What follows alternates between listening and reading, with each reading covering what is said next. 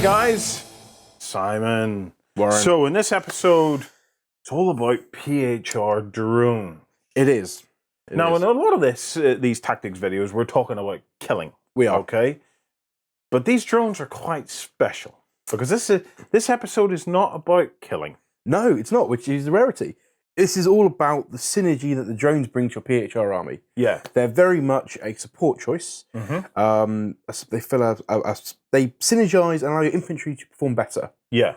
And they're designed to work and make your army better at scenarios and winning the scenarios rather than just killing things. Yeah. So if you can imagine the NSA all packaged up into a drone, that's what these would be. They wish they had these drones.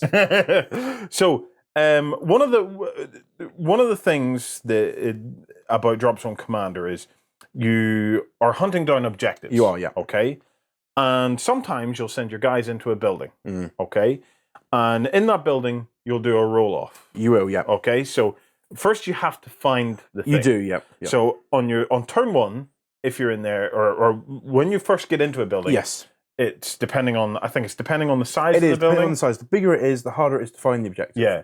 So it could be a 6+. Yes, yeah. And then the next turn, if you're still there and you haven't moved out and went back in again, if you're still there, it becomes a 5+. Yeah, it becomes easier as you search more and more of the building. That's like searching individual floors of the building. However, if you have these drones nearby, they get to help you out. So if you pick one friendly infantry unit within 6 inches of the squad, and they reduce the number you need to roll by 1. So they go into a building and they only need to roll, I say only, but a 5+. If a 5+, yeah. And if they stay there for the full turn the next time, they only need to roll a 4+. Exactly. So it makes it easier for the PHR infantry to find the objectives. Now, the other thing that I've been caught with quite badly, especially in a tournament, was that whenever you find the objective, there are sometimes, or you do a roll off to see what it is. Yeah. And on the roll of a 6, it's an objective. Yep. On a roll of a 2 to a 5, it's a piece of intel. Yep. And on a roll of a 1, it's a booby trap. Oh yes, yeah. I mean, when you play, there's a couple of scenarios. There's lots of scenarios in Dropzone. Yeah. Some use the standard objectives, which you just mentioned. Some use the intelligence. Yeah. So every building has a piece of intelligence, and it potentially has a piece of intelligence. You're jumping from building to building to try and find them and get all these points.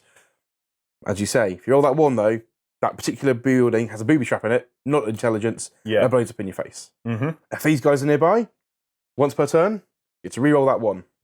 You can't choose to re-roll it if you get, let's say, a 2 to a 5. Yeah. You know, you've got so intelligence. A piece of intel will remain still a piece of intel. But if it's a booby trap, these guys will try and warn you, and you get to re-roll. Now, that's interesting because I get caught out with booby traps all the time. I played a tournament game where I got at least 2 booby traps, and I was going, how is this possible? I would have won if I hadn't rolled those ones. I was playing UCM, so they wouldn't have been much use to me, but I'm thinking of switching sides now. So, this is important because the chances of you rolling another 1 are very, very slim. Yeah. Okay? So, you're most likely going to end up with another piece of intel. However, it's almost like being given another crack at trying to find an objective, which is even more important than a piece of intel if you can find it. If you can find it, it's worth lots of points. So now, how fast do they move? And they move about 6 inches a turn. Yeah. But they can be carried on a Triton dropship, which is the light dropship for the PHR. And how fast can that move? That can go up to 20 inches. Right. So while they don't have an awful lot of maneuverability on their own, in that early game where you want to try and get them to where they need to go, you could bring them in a dropship to do that. Well, that's it. And also, it's not like firing. Yeah. You can't fire the turn you disembark from a dropship. But these guys aren't firing. So in turn 1, you can go the full 20, or more than half your move. Turn 2, your men, and let's say if it's an objective in a building near your deployment zone, your men might go in.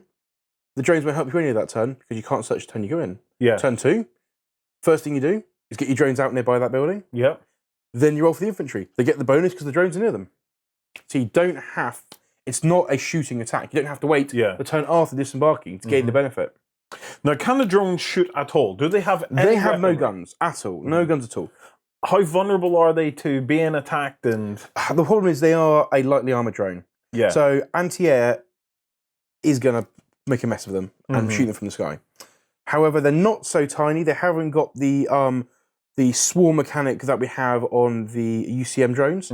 So you can't turn your anti-air and blow 3 of them, 4 of them from the sky in one go. Yeah. But they are going to, if the AA have nothing better to shoot at, these things are going to go down. But the key is there's probably every chance they'll have something better to shoot Exactly. And if you're sensible, you're playing with these, you hide them behind buildings. Yeah. If you want to, you can go to the deck, so you're lower down, so you can't be seen as much. However, they don't have guns, but the Tritons which carry them are allowed to take an upgrade for free, which is 2 one-use only missiles, which are quite powerful, energy 11, and don't require line of sight if the drones can see the target. No, that has possibilities. And they hit on a 2 or more, which for an aerial unit is a rarity. There's not very many things that hit on a 2 that fly. And what's the range of those missiles? The missiles are pretty short ranged, but they don't need line of sight. So you can hide the Tritons behind a building. One drone, that's all it requires, can poke its head around the corner, sight the target, and then the missiles and the missile goes over. Yeah. Hits on a 2, it's a scout unit, so the indirect fire penalty isn't applied because they themselves provide accurate targeting telemetry. Yeah. So you've got quite a nice little bonus free upgrade by taking those. And they're kind of cheap as well. They points-wise. They're 15 points a model. So it's going to cost you 60 points for the unit plus your Triton. Yeah. But your missiles on your Triton are free. Yep. And you don't have to take the Triton if you don't want to. I probably would, though. Yeah. I mean, if you're going to just focus on the backfield objective, you don't perhaps have to, because you can come on 6. Yeah. Their movement isn't halved because they are an aerial unit. You could deploy your troops probably in the building in turn one anyway, but you can't search anyway. Yeah, they come on 6. Turn 2. Turn 2, they move 6. They're in range of the building. They apply it. But if you want to jump around more and have more an effect in the game, you can go for the Triton option. The other thing is at 60 points, you could maybe field a couple of these units. You could. It must be said, though, the bonuses are not cumulative. So the -1 to your dice roll to find the objectives, it doesn't become -2. All right, so if you have 2 of them around the building, it doesn't if you've got 2 different squads searching for objectives in 2 different buildings, they could each have a squad of Mercury near them. Now that's perfectly fine. And that sounds kind of sensible to me, because in most of the games I've played, there's always been at least a couple of units off doing things in different buildings. So this way, it gives you a definite advantage. It's also very good for the PHR because they're not so troop heavy, really. They're really not, no. They tend to have much smaller numbers of troops. And falling masonry really hurts them because they haven't got as big squads as the other races. They haven't got any special rules that allow them to survive an air conditioning unit pancaking them. So these are great because they allow you to find it faster. You're practically guaranteed then no booby traps, practically. And anything that can help you get your PHR troops out of a building quicker, probably a good thing. Definitely. You know what? For me, they might be the best unit in the game. They're very subtle. I really like the subtlety of them, and I like the fact that they're not out-and-out combat, that they are a complete support unit, something for you to think about in a completely different way. Well, that's what we wanted. We wanted to introduce something into the game that just opens up different possibilities. And isn't just the straightforward, get more troops down and kill more stuff more quickly. These add a different dynamic to the game. Fantastic. Right, if you enjoyed that, we're going to be having a look at another very special unit that has some really, really interesting gameplay in the XLBS. That's the extra long backstage version of this show, which is on now over at beastsofwar.com. So if you fancy watching that, head on over to Beasts of War, join backstage, and join us in the XLBS. Simon, thank you. My pleasure. And guys, comment below. Let us know what you think if you have any questions or comments about that. And other than that, we'll see you in a couple of weeks. I've flown my Raven A up, okay? I've deployed them into the building. You say get them to the windows, yes? I can't do that until the next turn. So it comes to the next turn. Hopefully nobody's fired at the building in the meantime. Even if they have, the building's relatively intact. If I lost, I would only probably lose maybe 1 or 2, if even. The next turn, I get them to the windows. Does that mean that they're now safe from air conditioning units?